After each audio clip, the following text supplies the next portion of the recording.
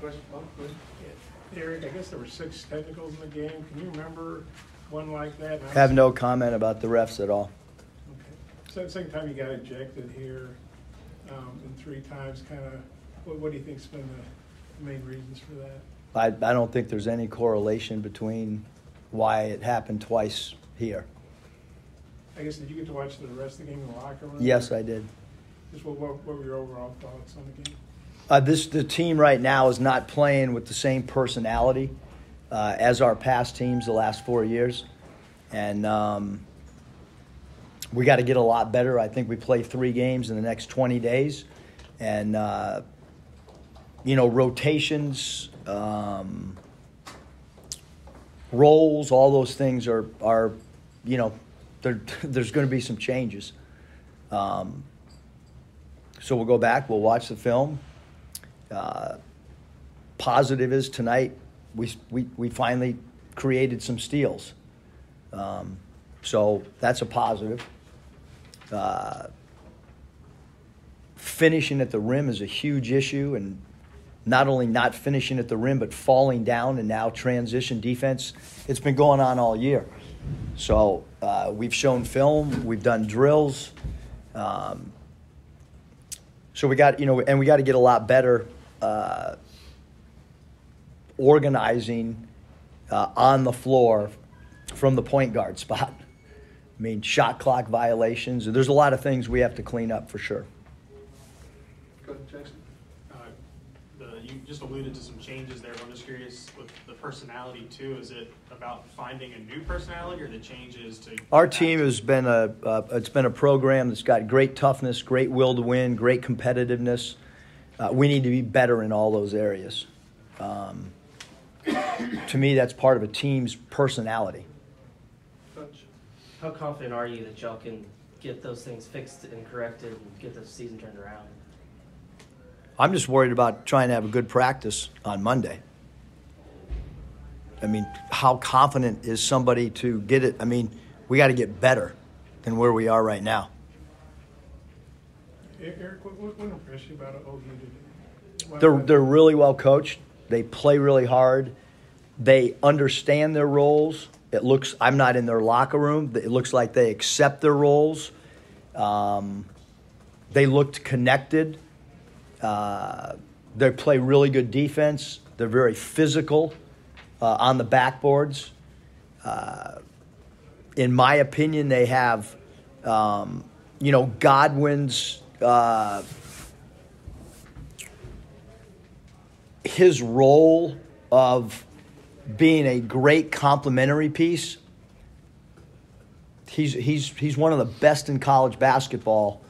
At going vertical. He's one of the best players at not needing the ball in his hands to affect the game. So really, really impressed with him, in particular with his demeanor on the court. He, in my opinion, he really excels at his role. And you're talking about, a guy who had 7 points. But I think he's phenomenal at what he does and what he gives them.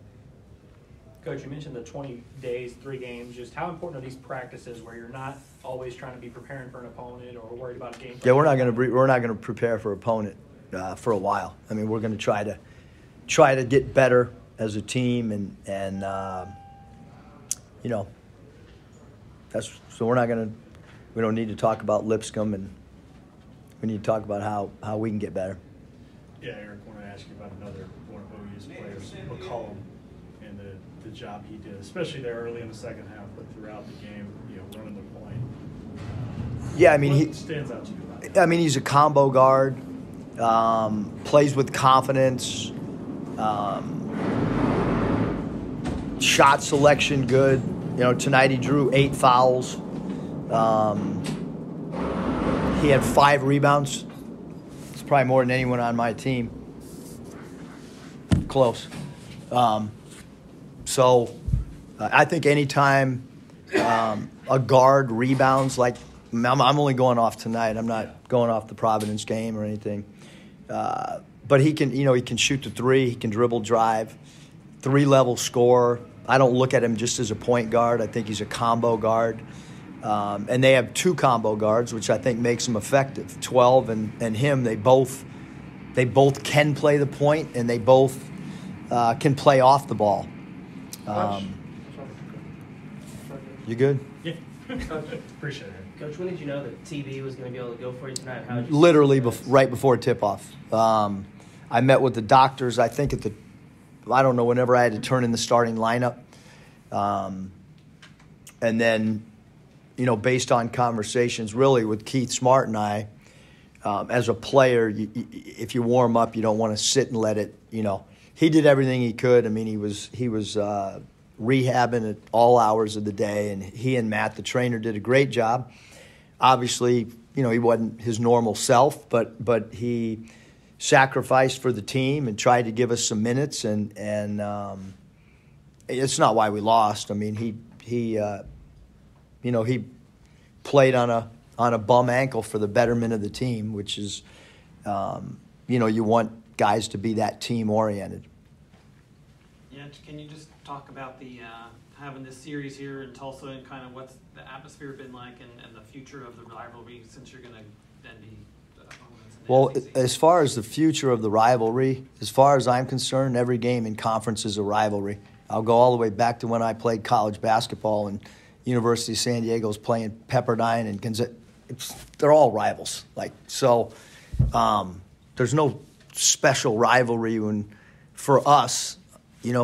I didn't grow up in the area, so it's not like I, have some deep, So we play Oklahoma, we play Texas, we play Auburn. They're all important games. As far as the environment here in Tulsa, it's been awesome. Not often you can have 2 schools that literally you find a spot that's dead in the middle of the 2. Unfortunately for our fans, we didn't play very well tonight. But they traveled well. The Oklahoma fans traveled well. So, this idea was brought on by Lon Kruger. It was a great idea. The administration wanted to continue it once Coach Kruger left, and it's been a great series for the fans. Scotty, then Bob.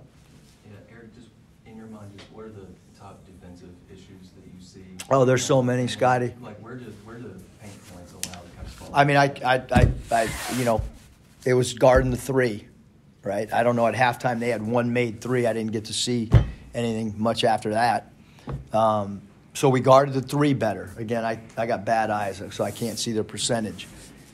That was a big focus, was not just Oklahoma. That's when we're trying to fix ourselves, is to not give up 3s. I mean, we have guys that are really struggling defensively, and some of the guys, quite frankly, have struggled, in the past too. Scheme-wise, technique-wise, we're doing what we've done for 9 years in college, and this group has not grasped or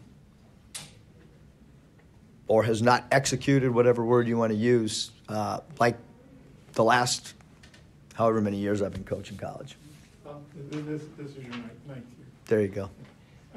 You guys got 6 blocks, and you could tell you altered some. But Porter talked about how they knew you were going to get some blocks, and they just were going to keep attacking. I mean, how do you think they did a pretty good job on paint points? Well, what do you think about how they were?